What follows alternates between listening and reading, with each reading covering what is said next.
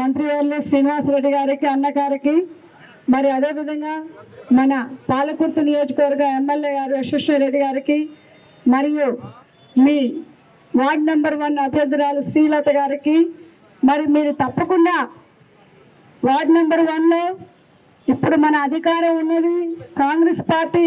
మీ అందరికీ తెలుసు, పక్షపాత పేదవాళ్ళ పక్షపాత పార్టీ ఏదన్నా ఉన్నది అని అంటే మన కాంగ్రెస్ పార్టీ. కాంగ్రెస్ పార్టీ వచ్చిన 2 ఏళ్ల నుంచి కూడా ఏమేమి చేస్తుందో మీ అందరికీ తెలుసు. ముఖ్యంగా మనం ఈ రోజు అంతా కూడా ఇంత పీస్ఫుల్గా ఉన్నాము ఈరోజు పాలకుర్తి నియోజకవర్గంలో అని అంటే దానికి కేవలం మన ఎమ్మెల్యే యశస్వి రెడ్డి గారు, కాంగ్రెస్ పార్టీ అని చెప్పుకోవచ్చు.